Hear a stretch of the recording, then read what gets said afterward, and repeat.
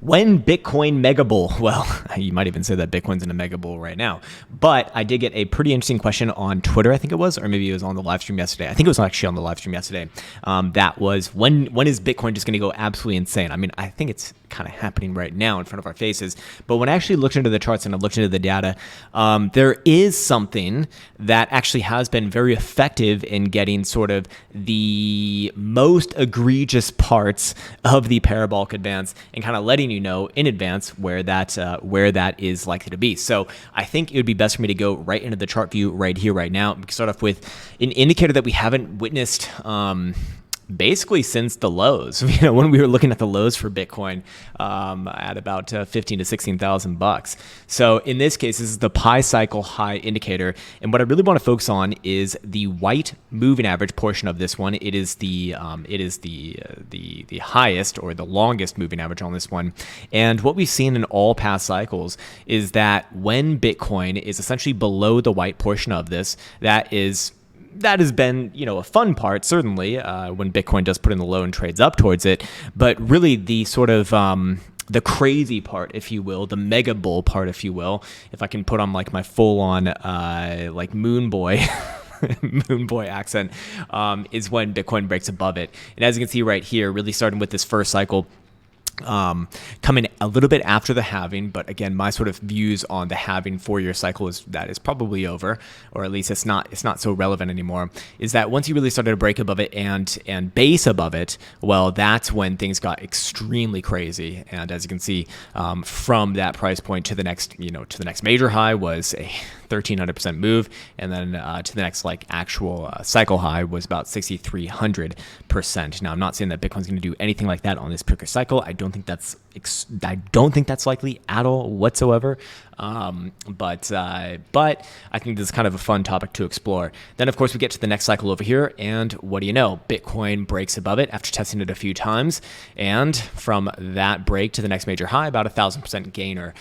So again, very, very impressive move, but you didn't really see Bitcoin go for that just absolute crazy parabolic advance until it broke above and held above that region. Yes, it did retest it a couple times along the way. That's fine, but ultimately that was an indication, as long as it had a positive slope and Bitcoin was above it, that, well, price was on its way even higher, as crazy as that did look and sound during that time, which I'm sure if you were around during that time in 2017, you can certainly attest to that. And then what do you know? In the most recent cycle, we do see a similar thing. Bitcoin tested a few times, breaks above it right here, and then upwards and onwards to its current all-time high, basically. So this one, obviously the least impressive of them all, about 200% gainer from that break to the next major high. You can see that, generally speaking, long-term, there are those diminishing returns. But like I said, I'm not so convinced on the 4-year cycle any longer, based upon the things that we covered in a video. I think it was like last week, something like that. Anyways, the reason why I bring this one up right now is that as of right now, Bitcoin's actually still well below that, maybe not well below, but it is still below that long white moving average right here, as you can see. And that is currently positioned at 66. It's the fucking devil's number right there, 666.90. So you got 666 and then 69. It's just the memes will write themselves, like I guess at this point. But that would suggest that, we probably don't see Bitcoin go like absolute fucking moon mode, crazy mode until Bitcoin starts to close above that region. Also, what I think is of interest here is just the slope of that white moving average as Bitcoin kind of trades into it. We've seen the same thing, well, in the past, right here, right here, right here, and perhaps again right here. So what am I saying?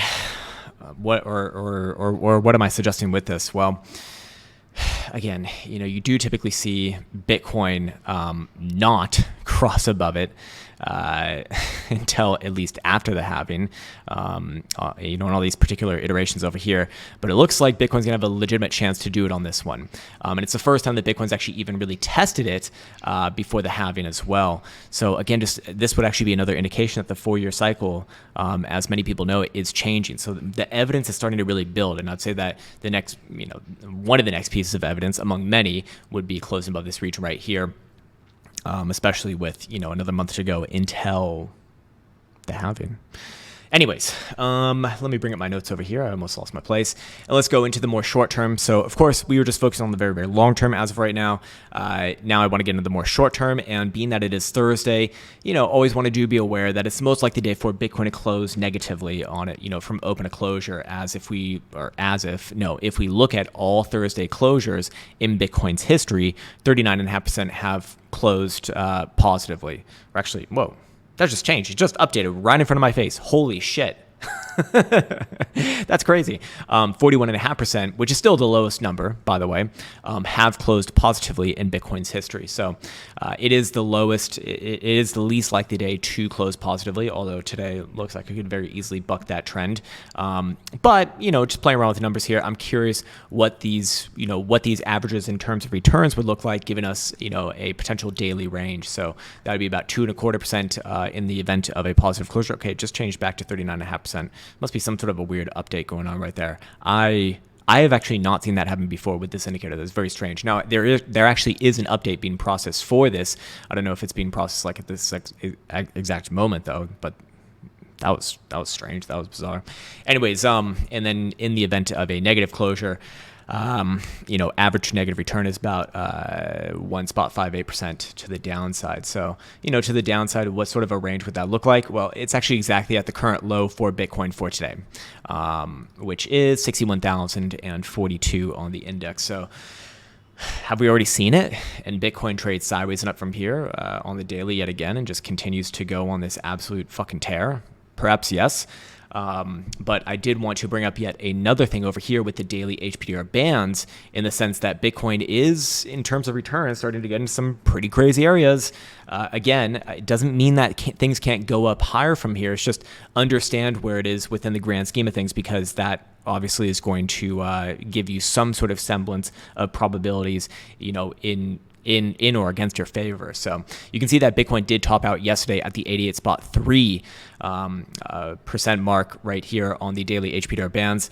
Does Bitcoin give another try towards it today, which actually has moved down to 63,400 or 63,500. The slightest move of my cursor now accounts for like such great changes in price action. It's kind of crazy. Anyways, I'd be looking at this as an overall range, regardless of this, basically 60,000 to the downside versus about 63.5 or 63.6 to the upside, just as an overall range. If Bitcoin does start to close above the 88.3 level, which is again 66.4, 66.5, I would not say that it necessarily has like a free ride to the 95% mark, but probably somewhere in the middle of here, at least, I would say, which does bring Bitcoin to that $66,000 or $67,000 marker, which would bring us back full circle to this area over here on the Pi cycle high indicator, which is just super interesting to me. So we could actually see that in the very, very short term here. So again, if we do see something like that, I think the people who are look, my job isn't to like convince you of anything. My job is just to show you what I'm looking at, show you the statistics, show you the probabilities, and then you make the decisions for yourself. I think that's the best way to handle doing analysis to a general audience on YouTube. It's like you can't tell someone what to do. It's fucking weird and it's fucking strange, and you don't know what's best for someone else to do anyways. But I do think that at least that's enough evidence for me to say the 4-year cycle it's gone. And people holding on to it are going to be those people grasping for something that no longer exists. And it's going to fuck up all of those models based upon the 4-year cycle. And fair enough, have to grow and evolve. And I think one of the biggest skills in trading or investing is to recognize when things are changing, recognize when things are different, not just from changing market cycles, but also from, when strategies are no longer going to be efficacious. So something I've been mulling over a lot recently here as I actually explore my own investor side, I guess, as I start to think a lot more long term. Anyways, yeah, so okay, it is the end of the month, right? It's the end of the month, the end of February, which means that we should check in on the higher term timeframes. We can see over here on the bimonthly timeframe, which does end tonight, that the bimonthly stochastic oscillator will very likely continue to the upside, also simultaneously crossing the moving average on it if Bitcoin closes today above the very crazy price of $27,000. I think it's likely. You never know, but there's always a non-zero probability of death. But I'd say it's unlikely. And let's just see, in the past, kind of looking at this, when Bitcoin has seen the bimonthly stochastic not just be positioned to the upside, but also crossing above that moving average. Well, where has that come in the past? Well, we can see the most recent one was back. Actually, it would be on. Wait, was it that tick or the one before? Let's see. Actually, it was this tick, to be fair. Happened right here, May 2020. Happened. Okay, this one is actually one off right here. Nope, it's two off. All right, there we go. Happened right here in July 2016. Boom, massive. I mean, it was literally just all green from there. All green from there to the next high. And then this one over here, I kind of extrapolated from. This is not scientific or anything like that, but again, just kind of full green from there. Interesting, alongside also volatility reads, which were at the time the lowest for each and every one of those that we've ever seen for Bitcoin, while you saw that stochastic also across the upside. So kind of seeing the same thing here as well, it looks like. And again, I 100% agree with anyone who said that this current run is insane. It's like mega ultra bullish. But I don't think it's stopping long term. I don't think it's stopping long term here. You might see short term stops. Of course, we saw a nice little 10% washout yesterday, which happened incredibly fast, incredibly fast. Let's see what it looks like here on a 5-minute time frame. Yeah, from high to low, this was 5, 10, 15, 20 minutes. 20 minutes and go fuck yourself for an almost 9% breakdown right there on Bitcoin. Man, it must be crazy for these Bitcoin ETF people just getting into this place and realizing, what the fuck is this, man? What the fuck is that? But yeah, my point is that, you're going to see washouts like that. You're going to see pullbacks, even on a daily time frame as well. Of course, they're going to happen. But long term, the direction just continues to solidify itself in the upside direction. And of course, we can reference the monthly HPDR bounce right here, which is going to have a chance to do something that it hasn't done in a very long time, which is close above the median. Close above the median while we see the HPDRO also positioned to the upside. I'm sure someone over here will say, hey, that didn't happen. That already happened. But no, that is actually a different iteration based off of the other indicators that we look at on this one. Same thing with the 2019 rally over here. So anything that we have seen, of course, Bitcoin close above the median when that condition is present, well, again, this rally right here. Hey, motherfucker, come down. There we go. This rally right here. This rally right here. And actually, we could even go all the way back here, although I probably wouldn't trust it too much from this one over here. And what has happened during all of those times? Bitcoin has at least traded up to the blue 50% of historic returns range highs. Let's see right here.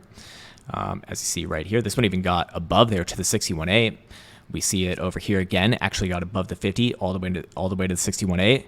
And well, again, I know that these things sound crazy, and this is long term. It's not happening today or tomorrow, or probably not. I mean, at this rate, who the fuck knows? But maybe over the next, I'll say 2 to 3 years, but don't fucking hold me to that one. maybe it's tomorrow. Maybe it really is tomorrow. I don't know. I would not stand by that. But the 50% high is around $97,000. The 61.8 high is $125,000. So just for reference, going onwards and forwards from here. And these numbers, these ranges will change as we get, new monthly opens. So tomorrow it'll be very interesting to see if that goes higher or not. I expect it probably would go a little bit higher, but we'll see. We'll see what it spits out after that. Anyways, probably a good place for me to be leaving off on this particular video. A little bit underslept myself just from the excitement of last night. It's fucking fun, man. It's super fun. Also, the live stream yesterday was pretty, it was, as the young kids say, lit. And what else do I want to say? Yeah, good place for me to be leaving off. As always, if you find this content valuable, please do consider liking or subscribing. And with that said, I'd like to wish you the best as always. Take care, much love, and see you hopefully tomorrow.